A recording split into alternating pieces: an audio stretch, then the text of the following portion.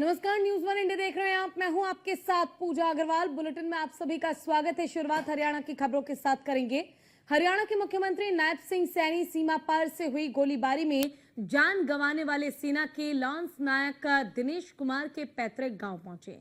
उन्होंने कहा कि मैं इस पवित्र स्थल पर दिनेश जी और उनके परिवार को नमन करने आया हूं।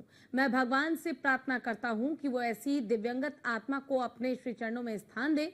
साथ ही सीएम सैनी ने कहा कि प्रधानमंत्री मोदी ने हमारी सेना के जवानों को स्वतंत्र कर दिया है कि वो जिस समय जो करना चाहें वो कर सकते हैं। हमारी सेना ने पाकिस्तान की जमीन पर आतंकियों के अड्डे को निस्तनाबूद करने का काम किया।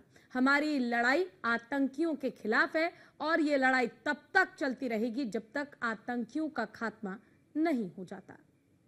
के तहत दिनेश शर्मा जो भारत माता की रक्षा के लिए जिन्होंने अपने आप को कुर्बान किया है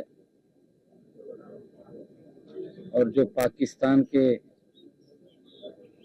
खिलाफ एक ऐसे युद्ध को लेकर के युद्ध हो रहा था कि जिन्होंने अपने नापाक इरादों से भारत के ऐसे लोग जो अपने परिवार सहित जम्मू कश्मीर में पहलगाम में घूमने के लिए जा रहे थे और एक प्लानिंग के तहत पाकिस्तान ने एक सोची समझी योजना के तहत भारत के लोगों में आतंक का भय और डिस्टर्ब करने का काम किया।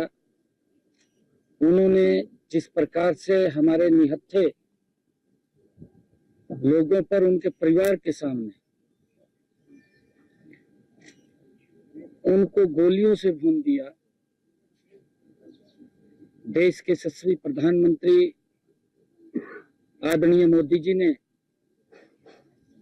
जब वो दर्द विदारक जो घटनाक्रम हुआ और वो देखा नहीं गया, आदरणीय प्रधानमंत्री जी ने यह आह्वान किया था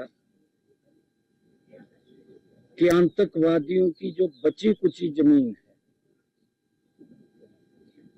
अब वो समय आ गया है कि उसको मिट्टी में मिलाने का काम किया जाएगा।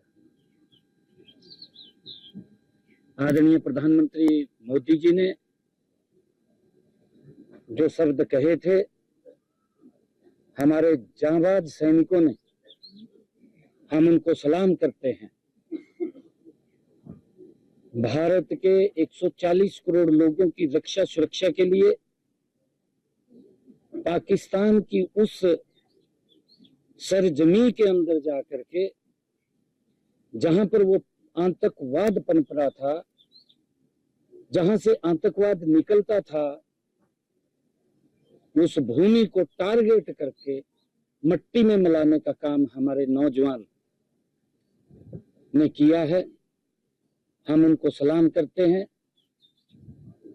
दिनेश शर्मा जी जब ये पाकिस्तान के साथ युद्ध चल रहा था, उसी युद्ध में इनको भी दुश्मनों का के ऊपर जब दिनेश शर्मा उनको तहस नहस कर रहे थे तो उनके ऊपर भी जो गोली लगी, उससे वो भारत मां की रक्षा करते हुए उन्होंने अपने प्राणों की आहुति दी।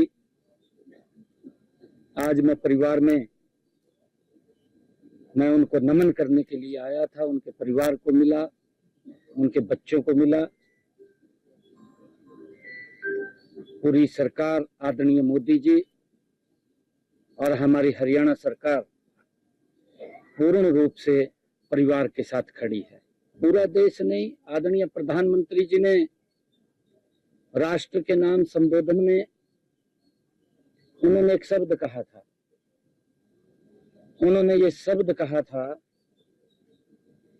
कि ये समय युद्ध का नहीं है और ये समय आतंकवाद का भी नहीं है। ये भारत गति से 2047 तक विकसित राष्ट्र की तरफ बढ़ रहा है, परंतु आदरणीय प्रधानमंत्री जी ने यह भी शब्द कहा था, कई बड़े महत्वपूर्ण समझौते भी पाकिस्तान के साथ रद्द किए हैं। उसका ही मेन कारण है, प्रधानमंत्री जी ने कहा कि खून और पानी इकट्ठा नहीं बहेगा। उन्होंने सबसे पहले जो पाकिस्तान के एम्बेसडर्स भारत में थे उसको वापस भेजने का काम किया। आदरणीय प्रधानमंत्री जी ने फिर जो पाकिस्तान से यहाँ वीजा लेकर के भारत आए हुए थे उस वीजा को तुरंत प्रभाव से निलंबित किया और उनको वापस भेजने का काम आदरणीय प्रधानमंत्री जी ने किया। ये लगातार जो कदम आदरणीय प्रधानमंत्री जी ने उठाए, जो सिंधु जल समझौता था उसको निरस्त करने का निर्णय प्रधानमंत्री जी ने लिया कि पाकिस्तान को सबक सिखाने का काम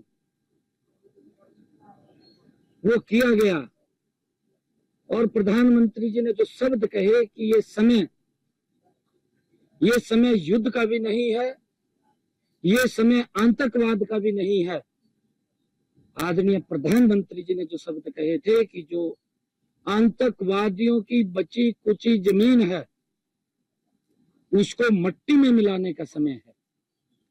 टारगेट करके जहां पर चाहे लश्कर तौबा है और चाहे अजर मसूद है, उनके जो स्थान थे या अन्य और स्थान थे जहां आतंकवाद को ट्रेनिंग दी जाती, जहां आतंकवाद पनपता था, टारगेट करके उसको मट्टी में मिलाने का काम मात्र हमारे नौजवान साथियों ने। दिनेश शर्मा जो भारत माता की